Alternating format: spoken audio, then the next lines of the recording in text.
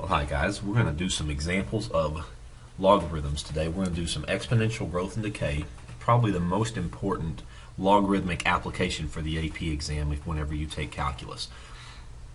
So we're going to spend a full day on this one. Your exponential growth formula has an E in it, and that E is of course our number that we've been dealing with.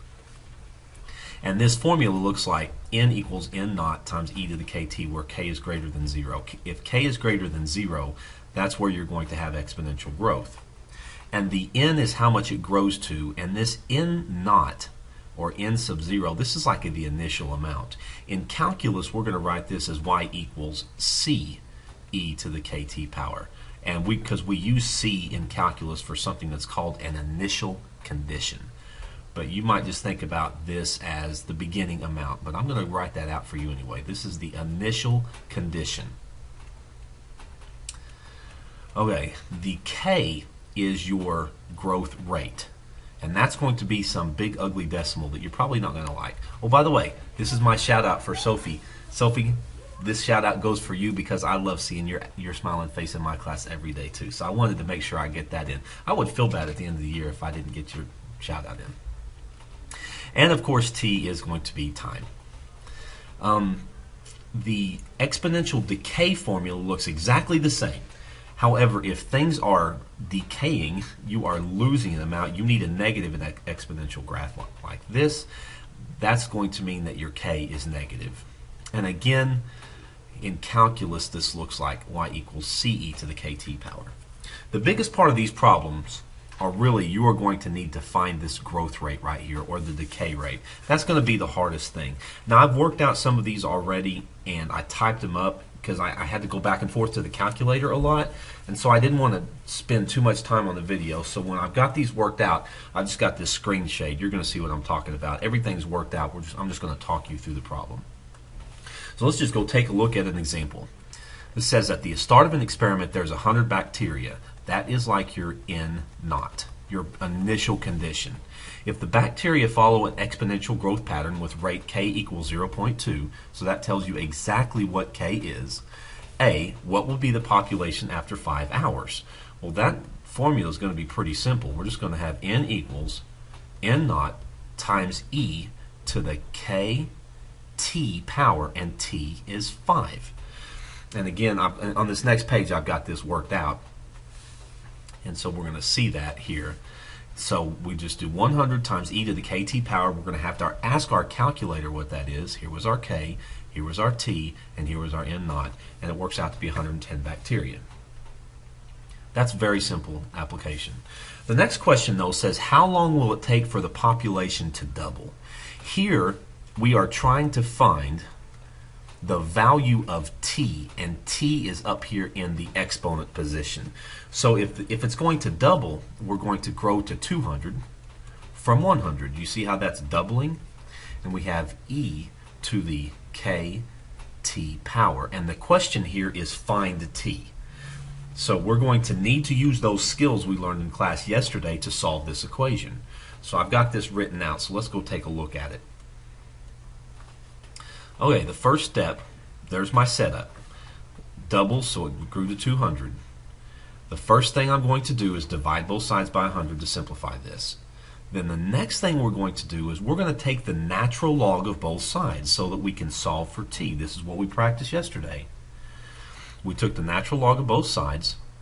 Then we're going to simplify this because the 0.02t comes down in front and the natural log of e is 1. You see how that's gone? Now that we've got that brought down, then we can do natural log of 2 divided by 0.02, and that gives you your time in t, and that's from the calculator. So it's going to take about 34.7, what is, I guess that's years. Is it years or hours? Let's go back and look. 5 hours, sorry, that's going to be in hours. Let's take a look at another example. Suppose a population of a colony of bacteria increases exponentially. At the start of the experiment, there's 6,000 bacteria. At the start of the experiment, 6,000 bacteria, that's your n sub 0. 1 hour later, the population has increased to 6,400. How long will it take for the population to reach 10,000? This is the first time that we are scratching our heads and we're like, hey bro, what is my value for K? It doesn't tell me this. That's the first thing you're going to need to find. So when we plug this in, the 6,400 is what it grew to. The 6,000 is what it started with, times e to the, we don't know K, but we do know the value for T. It took 1 hour to grow from 6,000 to 6,400. So what we're going to have to do first is we're going to have to find the value for K. So we're going to divide both sides by 6,000 and find the value for K. I've got this worked out here.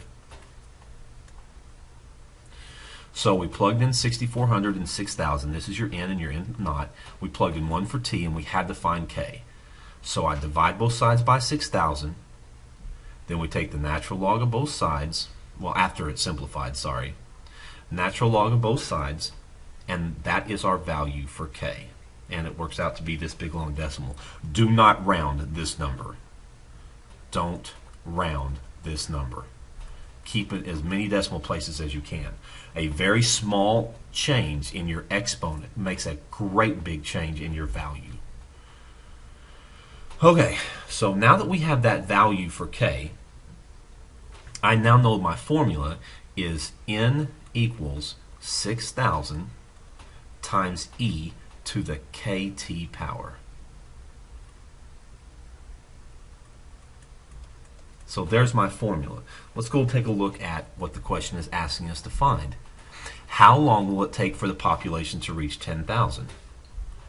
So we want to know the value for t that will make this grow to 10,000. So I haven't even answered the question yet. I just had to find the growth rate. So I've got this again, I've got this worked out on the next page. So we've got that K value, so we're going to divide both sides by 6,000, that simplifies to 5/3, and then of course natural log of both sides, and we get that we bring the exponent down, and the natural log of e of course is just 1, divide both sides by that decimal, and we get it takes about 8 years. Was that years or hours? Let's go back and look. That's not 8 years. Hold on 1 second. This shouldn't be years, should it? This should be hours. Okay. The last example is with half-life. Half-life is the time it takes for something to decay down to exactly half of itself. It says the half-life of plutonium-239 is 24,000 years. That stuff sticks around for a very long time. If 10 grams are present now, how long will it take until only 10% of the original sample remains? Round your answer to the nearest 10,000th. All right, first of all, we need to figure out what we have. We're given that n sub 0 is 10. So right now we have n equals 10 times e to the kt power. This half-life, that number is 1/2, tells me that in 24,000 years it will decay down to half of it. So what I'm going to do is I'm going to put 5 on this side because 5 is half of 10. And then I'm going to plug in 24,000 in for t. My goal here is to find the value for k. So my value for k here, I'm going to do 5 divided by 10 is 1/2 equals e to the 24,000 k power. And this one I actually don't have worked out, so we're going to work this out. So the natural log of both sides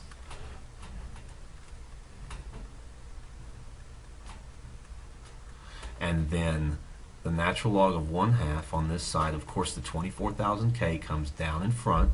Natural log of e is just 1. And I can divide by 24,000 and I will have my value for k. So I've got my calculator up. Let's go see what that value is. Natural log of 1/2 divided by 24,000.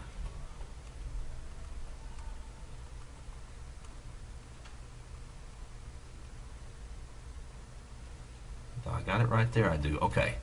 So this is 0.0000 then 2888. Oh, and it's negative. Why is it negative? Because we're dealing with a decay situation. So let's come back here. So this is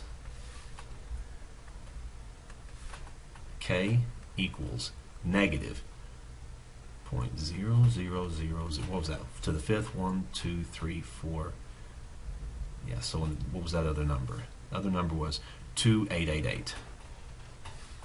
Keep losing my marker. 2888. That's the K value. Yep. Okay.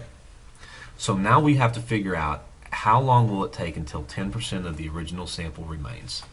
So what I have here is that there's your value for K. 10% of the original sample would mean that it's grown down to 1 from 10, because 10% of 10 is 1.